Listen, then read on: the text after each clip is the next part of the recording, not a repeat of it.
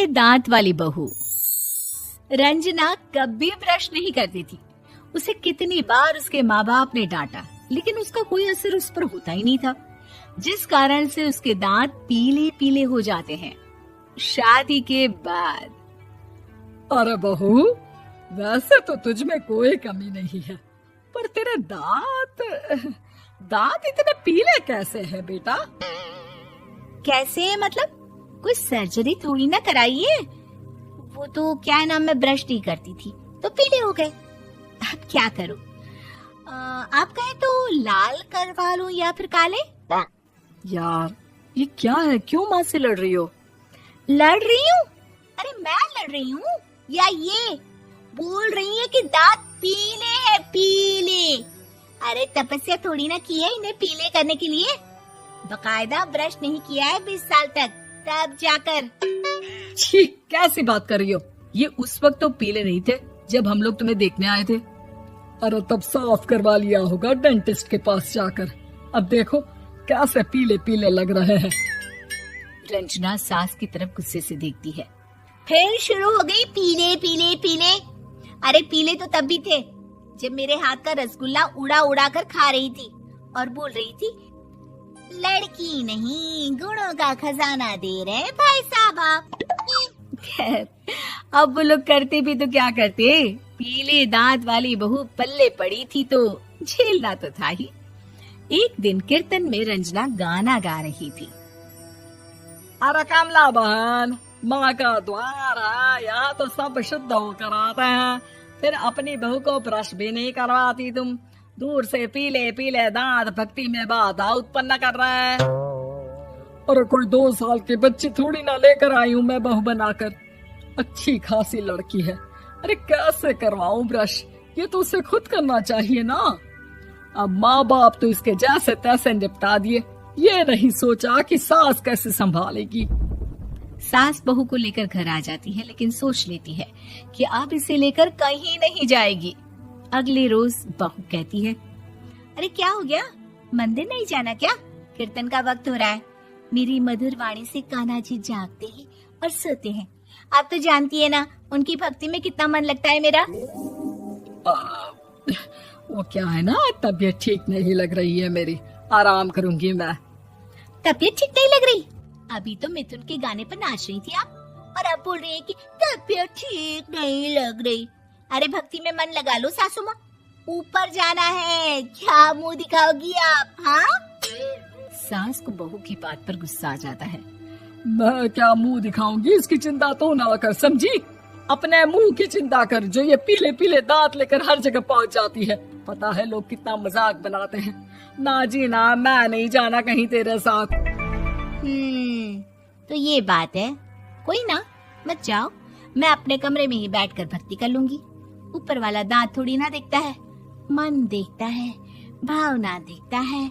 और अरे बस बस, तू सब कुछ दिखा, बस ये सफेद चमकदार दांत ना दिखाना किसी को, है? जा यहाँ से। बहू को सास की बात का कोई फर्क नहीं पड़ता, वो तो जैसी थी वैसी ही रह जाती है। सुबह नहाकर किचन में खाना बनाना, फिर खाना खाना, कीर्तन भजन करना और सो जाना। एक दिन, माँ जी मैं सहेली के घर जा रही हूँ, शाम को लेट आऊंगी। हाँ हाँ तो जाना, मैंने कौन सा तेरी आरती करनी है घर पर बैठकर। रंजना सहेली के घर जाती है, जहाँ वो पार्टी में जाने की तैयारी कर रही होती है। अरे शिखा, कहाँ जाने की तैयारी कर रही है? मैं गलत वक्त पर आ गई क्या? अरे नहीं यार, उल्टा सही वक्त पर आई है। मैंने ये साड़ी और ज्वेलरी निकाली है यार, शाम को इनके ऑफिस की एक पार्टी में जाना है। बताना कैसा लग रहा है ये सब? नहीं यार, इस ड्रेस के साथ तो वो वाली ज्वेलरी अच्छी लगेगी। हाँ हाँ सही बोल रही है, मैंने ध्यान ही नहीं दिया। वैसे तो हमेशा से मस्त फैशन सेंस रखती है।